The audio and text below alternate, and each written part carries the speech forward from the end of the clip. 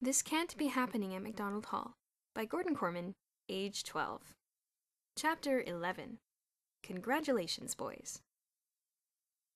Perry Albert teetered into dormitory 2, his arms piled high with books. Just in front of his own door, his shoe got caught in a hole in the carpet. Perry hit the floor with a thud, his dozen textbooks landing in 12 consecutive aftershocks. The door of room 201 burst open. Bruno emerged, howling like a madman. "What's all the noise out here? Can't a guy study? Don't you have any consideration for other people? You can't go around making such a racket in the halls!" Perry was shocked. "At least," he pointed out, "what I drop doesn't walk away and infest the dorm." Bruno's door slammed shut. Elmer had retreated to the school library. There was just no room for him in 201 now that Bruno had taken over. Textbooks, papers, and charts were spread about on both beds, both desks, and a good portion of the floor. Notes on organic chemistry were taped to the bathroom walls so that no time would be wasted. Bruno himself was red-eyed from lack of sleep. Exams were to begin the next day. A similar situation prevailed in room 109, minus the mess. In fact, efficiency reigned supreme. George was the new owner of a mini-computer. He sat beside it in a sort of trance, linked to it by a pair of earphones. The computer had been pre-programmed for his courses and was feeding him questions. George was typing his answers on the keyboard, and numbers on the screen indicated his percentage in each course. All but one were first-class marks. George was extremely upset because he had only attained 78% in physics.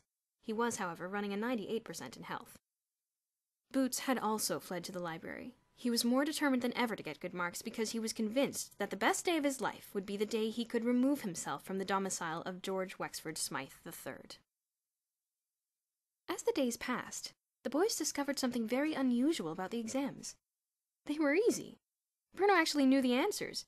For the first time in his academic life, he would not have to wait with bated breath for the test results. And Boots, who was generally a better student than Bruno, became confident that this was going to be the best showing he had ever made. When Bruno and Boots were once again summoned to the office, they were met by a smiling Mr. Sturgeon, who waved them away from the bench and into the comfortable visitors' chairs. He took 2 brown folders from a drawer. "My congratulations, boys," he commended. "Your parents will be very proud of you. And I want you to know that I am proud of you too. I never thought I would see the day that you would both make the honor roll, although I have always known you to be quite capable of doing so." "The honor roll?" The boys' faces beamed with delight. "First-class marks, sir? Really?" exclaimed Boots. "I think my mother's going to want me examined by a doctor," gasped Bruno. They were rewarded by a dignified chuckle from the headmaster. "Please, feel free to open the envelopes, boys. You may have a preview of your results." Bruno stared at his marks. There were 8s instead of 6s, and 9s instead of 7s. His overall percentage was 86! Boots had even surpassed that, with an average of 89. "For this achievement," said Mr. Sturgeon, "you both deserve a reward." The two exchanged a look of pure joy. Finally, after endless weeks of George and Elmer, they were going to get back together again. Bruno's plan had succeeded. "As a reward for your excellent showing," Mr. Sturgeon continued, "I am making full restoration of your privileges." He smiled. "Even yours, Bruno." The boys sat silently, expecting to hear more. It came. "I can't understand why I didn't think of it sooner," the headmaster declared triumphantly.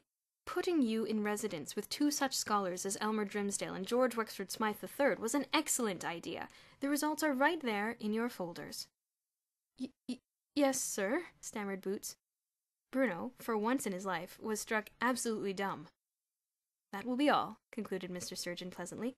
"Once again, may I offer my congratulations. MacDonald Hall is very proud of you." Bruno and Boots left the building in a hurry. Never before had their plans backfired so thoroughly. "If all else fails, be an angel," mimicked Boots disgustedly. "The cannon," Boots said in a strangled voice. "Midnight."